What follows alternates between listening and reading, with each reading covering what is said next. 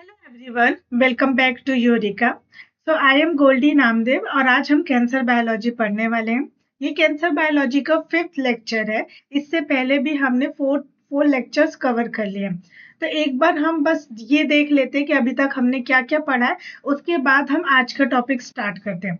तो हमने देख लिया था कि कैंसर बायोलॉजी क्या होता है। एक uncontrol, unregulated, unlimited cell division cause करता है और ये एपोप्टोसिस को भी रोकता है, जिसकी वजह से सेल की सेल डेथ रुक जाती है और सेल जो है अनलिमिटेड तरीके से ग्रो करती जाती है। नेक्स्ट हमने देखा था कि ट्यूमर्स के टाइप्स, जिसमें हम बिनाइन ट्यूमर्स और मेलिग्नेंट ट्यूमर पढ़ते हैं। बिनाइन ट्यूमर ऐसा ट्यूमर होता है जो लोकलाइज ट्यूमर होता है। इसका मतलब है कि जहां पर जो ट्यूमर फॉर्म हुआ है वो वहीं पर रहेगा। और मेलिग्नेंट ट्यूमर का मतलब होता है जिनमें इन्वेसिव प्रॉपर्टी आ जाती है, स्प्रेड होने की टेंडेंसी आ जाती है। तो वो क्या करते हैं, अपने ओरिजिनल लोकेशन से स्प्रेड होने लग जाते हैं with the help of blood stream and lymphatic system की वजह से। मेलिग्नेंट में एक प्रॉपर्टी होती है मेलिग्नेंट ट्यूमर में, जिसकी वजह से ये मूवमेंट कर पाते हैं और ये जो प्रोसेस है इसको हम बोलते हैं मेटास्टेसिस। मेटास्टेसिस में क्या होता है कि कैंसर अपने प्राइमरी साइट को छोड़ के बॉडी के डिफरेंट पार्ट में मूव करना शुरू कर जाता है और वहां पर जाके वो सेकेंडरी ट्यूमर का फॉर्मेशन करता है। जैसे मान लीजिए कि ये आपका क्या है, कि ये मान लीजिए कि आपका ये लंग्स है, ठीक है। और ऐसा लंग्स में यहाँ पे कोई तो ट्यूमर हो गया। अब ये ट्यूमर जो है अपनी लंग्स वाली साइड को छोड़ के ब्लड स्ट्रीम या दूसरे तरीकों से ये स्प्रेड होगा और मान लीजिए कि ये यहाँ पर लीवर में पहुंच गया। तो लीवर में यहाँ पे पहुंचने के बाद क्या हुआ, इसने सेकेंडरी ट्यूमर का फॉर्मेशन किया। तो अब ये जो ट्यूमर है ये ओरिजिनली कहाँ से था, ये आपका लंग्स से था। लंग्स में इसने ओरिजिनली ट्यूमर बनाया था। अब ये ट्यूमर जब ब्लड स्ट्रीम के थ्रू लीवर तक पहुंच गया तो ये इस ट्यूमर को हम सेकेंडरी ट्यूमर बोलेंगे, जो अब ग्रोथ करेगा और कैंसर सेल में कन्वर्ट हो जाएगा। ठीक है जी।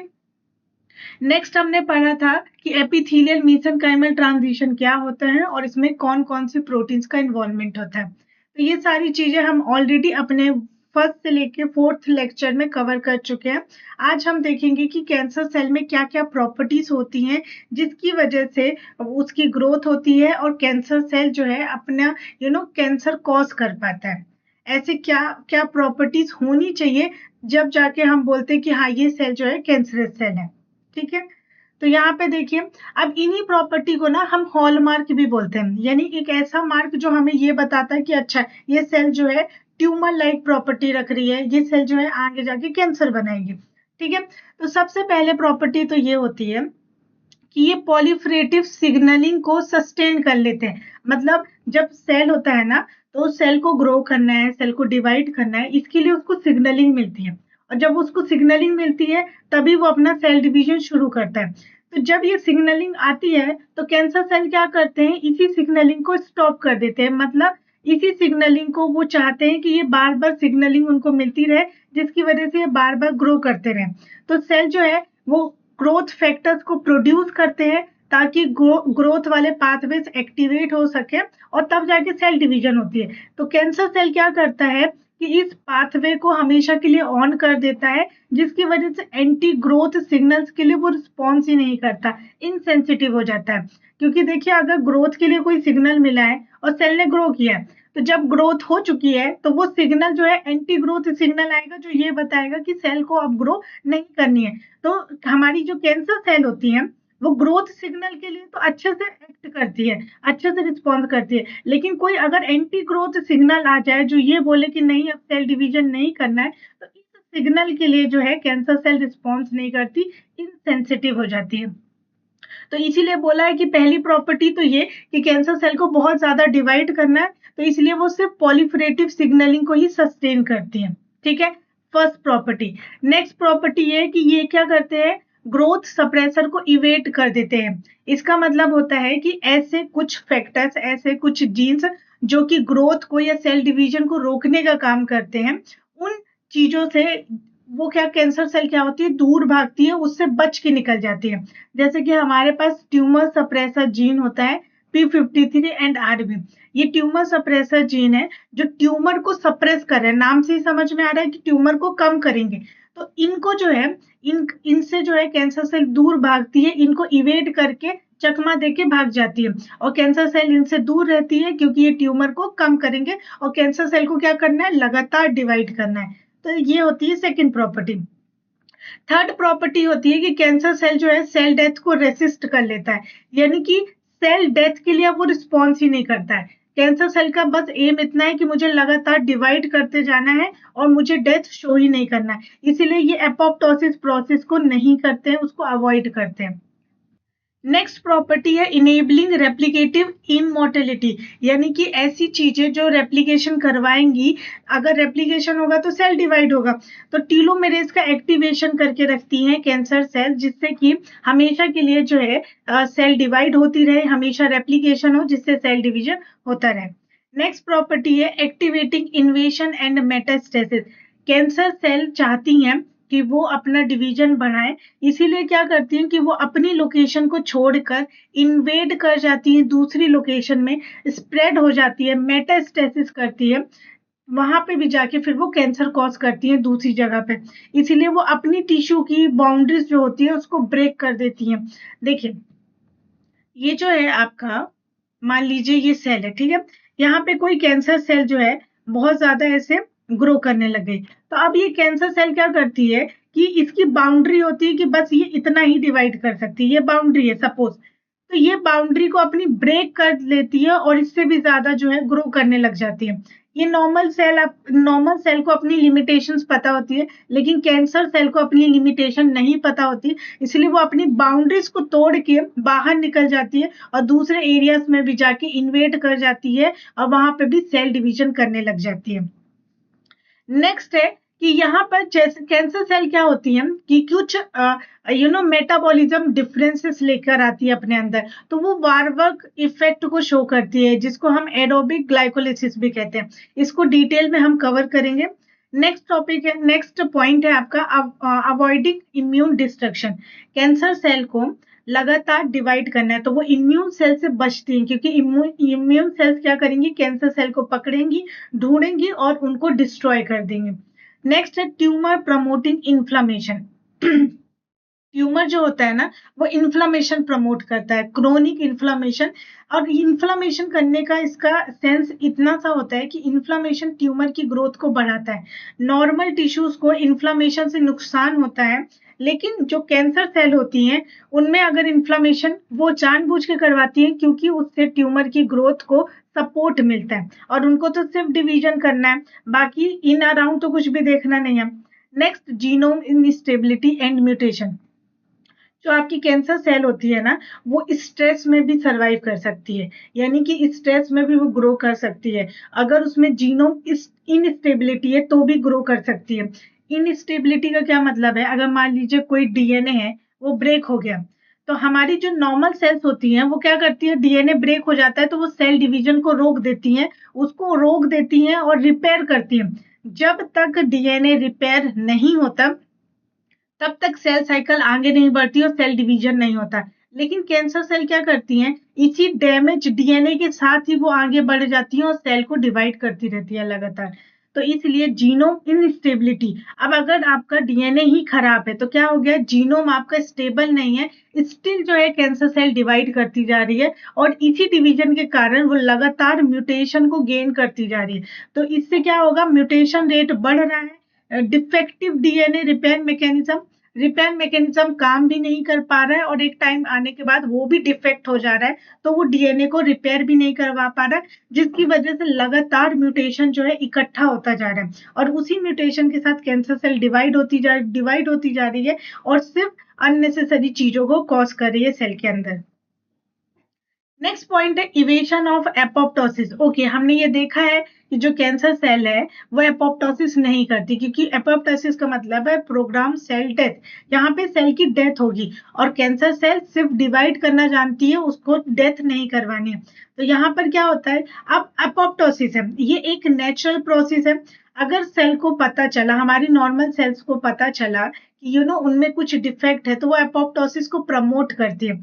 लेकिन कैंसर सेल चाहती है कि ये एपोप्टोसिस जो है कभी भी इसका पाथवे एक्टिव ही ना हो, तो ये क्या करेगा, एपोप्टोसिस करवाने वाले जीन को ही म्यूटेट कर देगा। तो जो प्रो एपोप्टोटिक जीन्स होते हैं, यानी ऐसे जीन्स जो एपोप्टोसिस करवाते हैं, उनका हो जाता है म्यूटेशन। जैसे कि BAX, for example BAX BAX जो है एपोप्टोसिस करवाता है, तो इसका अगर म्यूटेशन हो गया तो ये एपोप्टोसिस नहीं करवा पाएगा, और एपोप्टोसिस नहीं होगा तो क्या होगा, डिवीजन लगातार होता रहेगा। तो एक ये पॉइंट हो गया। दूसरा पॉइंट ये कि एंटी एपोप्टोटिक जीन, यानी ऐसे जीन जो एपोप्टोसिस नहीं करवाते हैं, उनका ओवर एक्सप्रेशन कर दे, ताकि एंटी एपोप्टोसिस जीन जो है उन जीन्स को रोक दे जो एपोप्टोसिस करवाते हैं, जैसे कि BCL2। अब BCL2 क्या करता है, P53 पाथवे को डिसरप्ट कर देता है, और P53 क्या है, एक ट्यूमर सप्रेसर जीन है। ऐसा जीन है जो कैंसर को कम करता है। तो कैंसर सेल तो ये चाहेगी नहीं, इसलिए जो कैंसर सेल के अगेंस्ट जाएगा उसको ही कैंसर सेल क्या कर देगी, उसका डिसरप्शन कर देगी। तो P53 के पाथवे में ही डिसरप्शन आ जाता है, जिसकी वजह से सेल की डेथ नहीं होती और कैंसर सेल लगातार ग्रो करती रहती है। ठीक है, तो ये P53 जो ट्यूमर सप्रेसर जीन है, इनके बारे में भी हम डिटेल में अपकमिंग वीडियोस में कवर करेंगे। नेक्स्ट है ऑटोक्राइन सिग्नलिंग। अब देखिए, सिग्नलिंग बहुत तरह की होती है, जिसमें से जो कैंसर सेल होता है उनका प्रेफरेंस होता है ऑटोक्राइन सिग्नलिंग।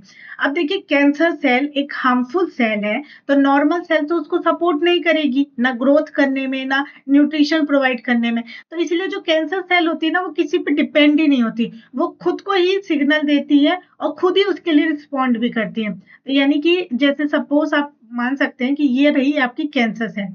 ये कैंसर सेल क्या करती है, खुद ही ग्रोथ हार्मोन्स को या ग्रोथ फैक्टर्स को रिलीज करवाती है, और फिर खुद ही इसके लिए रिस्पॉन्ड करने लग जाती है, ताकि इनका जो ग्रोथ है वो डिस्टर्ब ना हो और कंटिन्यू इनका ग्रोथ होता रहे, डिवीजन होता रहे।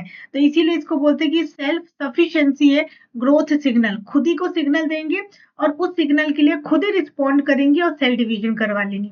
ठीक है, तो ये सारी प्रॉपर्टीज होती है कैंसर सेल की। इसके अलावा और भी इंपॉर्टेंट प्रॉपर्टीज है, जैसे कि इंड्यूसिंग एंजियोजेनेसिस। अब देखिए, एंजियोजेनेसिस का मतलब होता है कि नई ब्लड वेसल का फॉर्मेशन करना। ठीक है, जैसे कि अगर आप इस डायग्राम में देखेंगे तो यहाँ पे एंजियोजेनेसिस को बताया गया है। तो कैंसर सेल एंजियोजेनेसिस करवाती है। एंजियोजेनेसिस का मतलब होता है कि नई ब्लड वेसल को बनाना, और नई ब्लड वेसल का फॉर्मेशन इसलिए जरूरी है ताकि जो कैंसरस सेल है उनके पास न्यूट्रिएंट्स की सप्लाई जो है कंटिन्यू चलती रहे। क्योंकि देखिए, जो कैंसर सेल को है वो लगातार उसको डिवाइड करना है, बार बार बार बार डिवाइड करना है और खूब सारा डिवीजन करना है। इस तरीके से बस कैंसर सेल क्या सोचती है कि बस मुझे तो डिवाइड ही करना है, और वो खूब सारा डिवाइड करती है। अब जब उसको इतना सारा डिवीजन करना है तो उनको न्यूट्रिएंट्स भी चाहिए, तो न्यूट्रिशन कैसे मिलेगा, ब्लड वेसल से मिलेगा। तो इसीलिए जो कैंसर सेल होती है वो नई ब्लड वेसल का फॉर्मेशन करवाती है। तो जैसे यहाँ पे आप डायग्राम में देखोगे तो ये फर्स्ट इमेज में क्या दिखा रहा है कि ये जो ब्राउन कलर से दिखा रहे हैं ये क्या है, कैंसरस सेल है, एक ट्यूमर है। शुरुआत में क्या है, ये ट्यूमर सेल्स है। अब ये ट्यूमर सेल्स है, तो जब इनके पास ब्लड वेसल्स नहीं होते, तब क्या होता है, ट्यूमर सेल्स का साइज जो है बहुत स्मॉल होता है, छोटा होता है। तब ये एंजियोजेनिक फैक्टर्स को रिलीज करने लग जाती हैं। ऐसे फैक्टर्स जो इस प्रोसेस को बढ़ावा देते हैं, प्रमोट करते हैं। इनमें से एक फैक्टर है ये कि VEGF, ये एक ग्रोथ फैक्टर है। जो एंजियोजेनिक फैक्टर होता है, इसको ट्यूमर सेल्स रिलीज करने लग जाती है, और ये फैक्टर जाता है और जाके एंडोथेलियल सेल्स को स्टिमुलेट करता है और नई ब्लड वेसल का फॉर्मेशन करवा देता है। तो कैंसर सेल ने यहाँ पे क्या किया, VEGF यानी कि वस्कुलर एंडोथेलियल ग्रोथ फैक्टर को रिलीज करवाया, जिसकी वजह से देखिए नई ब्लड वेसल्स का फॉर्मेशन होने लग गया। क्योंकि VEGF ने क्या किया, एंडोथेलियल सेल पे जाके स्टिमुलेट किया, उसको सिग्नल दिया कि नई ब्लड वेसल का फॉर्मेशन करना है, जिसकी वजह से नई ब्लड वेसल देखिए पूरे ट्यूमर सेल में बनने लग गई, जिसकी वजह से अब न्यूट्रिशन जो है हर एक ट्यूमर सेल तक पहुंचने लग गया। अब ट्यूमर सेल जो है और तेजी से अनलिमिटेड तरीके से ये ग्रो करना शुरू कर देती है। तो इनको फास्ट ग्रो करने के लिए एंजियोजेनेसिस करना होता है। ये भी एक प्रॉपर्टी होती है कि नॉर्मल से ज्यादा एंजियोजेनेसिस यानी नई ब्लड वेसल को देखा जाता है कैंसरस सेल में, क्योंकि नॉर्मल सेल्स में नॉर्मल लेवल पे पाया जाता है, कैंसरस सेल्स में ओवर प्रोडक्शन हो जाता है। ओके, नेक्स्ट पॉइंट है लॉस ऑफ कॉन्टेक्ट इनिबिशन। अच्छा, ये भी इम्पॉर्टेंट मेजर पॉइंट है कि देखिए नॉर्मली क्या होता है कि जो ये हमारी नॉर्मल सेल्स हैं वो जब ग्रो करती हैं, जैसे मान लीजिए अगर आप इसको एक पेट्री प्लेट में ग्रो करवा रहे हैं इस तरीके से, तो नॉर्मल सेल्स क्या होती है, नीचे का जितना भी एरिया होता है उसको पूरा कवर कर लेती है, देखिए पूरा डिवाइड कर लेती है। और जैसे ही पूरा का पूरा प्लेट को ये कवर कर लेती हैं, अब इनके पास जगह नहीं होती है, तो एक लेयर बनाने के बाद यानी कि मोनो लेयर का फॉर्मेशन करने के बाद नॉर्मल सेल अपना सेल डिवीजन रोक देंगी, क्योंकि अब स्पेस ही नहीं है। तो नॉर्मल सेल क्या होता है, एक लेयर बनाती है फिर अपना सेल डिवीजन को स्टॉप कर देती है। लेकिन कैंसर सेल ऐसी नहीं होती। कैंसर सेल क्या करती है, पहले एक लेयर बनाएगी, अगर वो एक लेयर खत्म हो गई तो वो सेल के ऊपर सेल बनाने लग जाएगी, यानी सेल के ऊपर सेल जो है डिवीजन करने लग जाएगा, और इस तरीके से वो मल्टी लेयर का क्लम्प बना लेते हैं, मल्टी लेयर क्लम्प फॉर्मेशन कर लेते हैं। तो नॉर्मल सेल इस स्टेज में आने के बाद अपना सेल डिवीजन रोक देती हैं, वो इसलिए क्योंकि अब स्पेस नहीं है, तो सेल जो है आपस में भी एक दूसरे से कांटेक्ट करने लग गई और जो सबस्ट्रेट है उससे भी कांटेक्ट करने लग गई, जिसकी वजह से इन्होंने क्या किया, अपनी ग्रोथ को, अपने सेल डिवीजन को रोक दिया।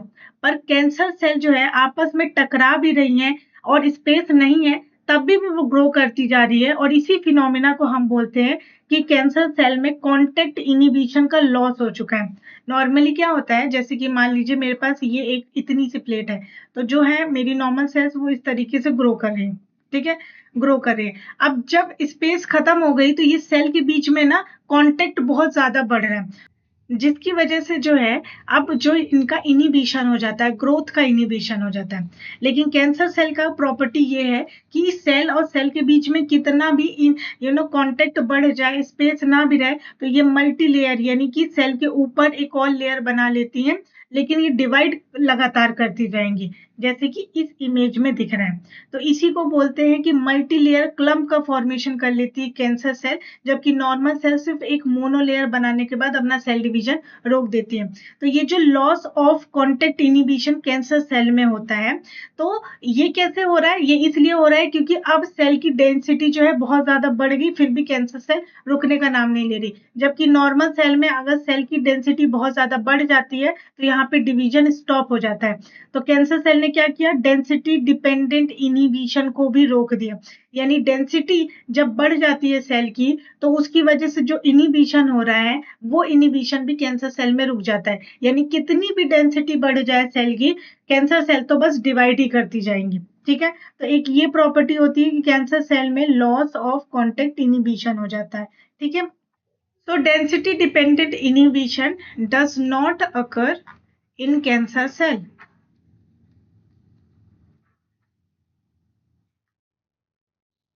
राइट, नेक्स्ट क्या है, एनकोरेज इंडिपेंडेंट ग्रोथ, यानी कि जो नॉर्मल सेल्स होती है ना उसको ग्रो करने के लिए ना एक मैट्रिक्स की जरूरत होती है, एक सपोर्ट की जरूरत होती है, अटैचमेंट की जरूरत होती है।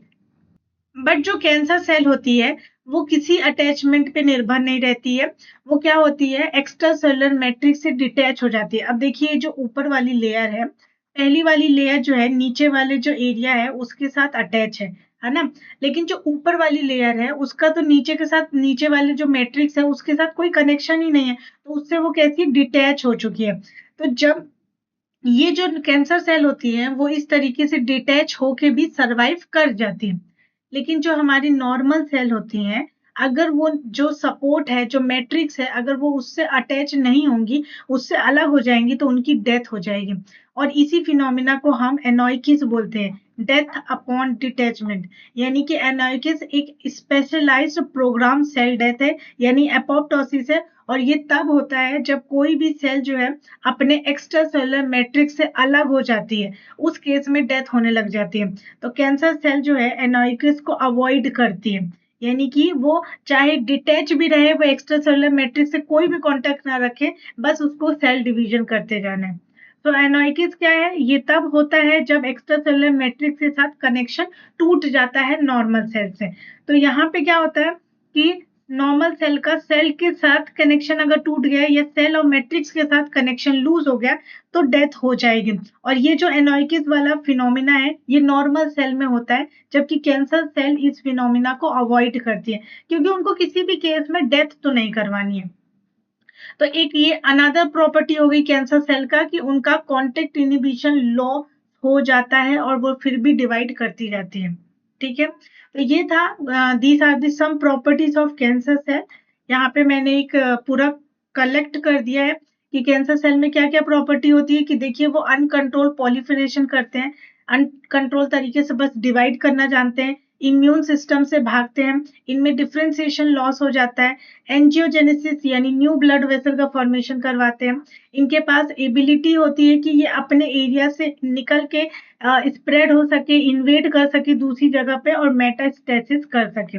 ये एपोप्टोसिस को एपोप्टोसिस को अवॉइड करते हैं।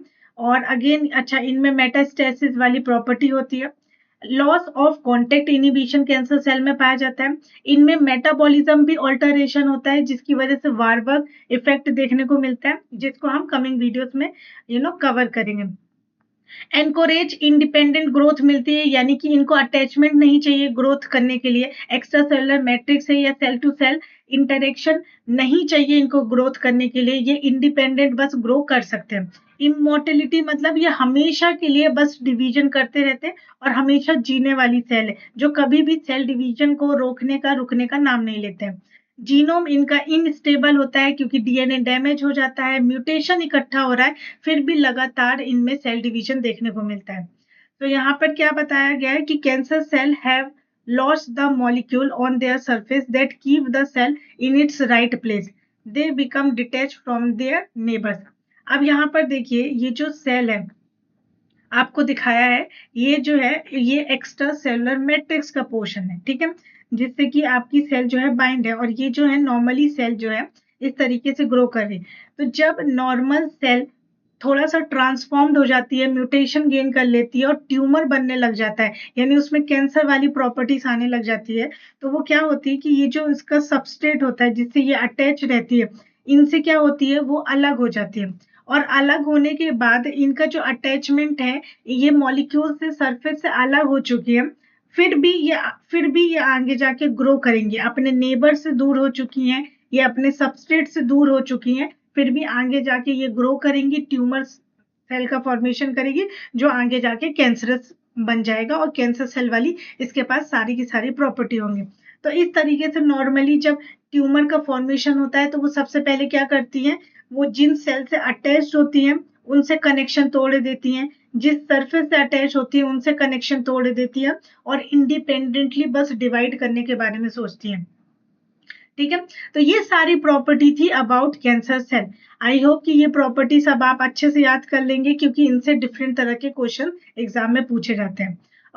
सो आई होप गाइस आपको ये वीडियो पसंद आया हो, आपने खूब सारा नॉलेज इकट्ठा किया हो। अगर आपको वीडियो पसंद आया है तो आप ये अपना फैमिली और फ्रेंड्स के साथ भी ये वीडियो शेयर कर सकते हो, वीडियो को लाइक कर सकते हो एंड कमेंट में मुझे अपने फीडबैक्स दे सकते हो। तो मैं मिलती हूँ आपसे नेक्स्ट वीडियो में, तब तक के लिए खूब सारा पढ़िए, ध्यान रखिए and take care, bye bye.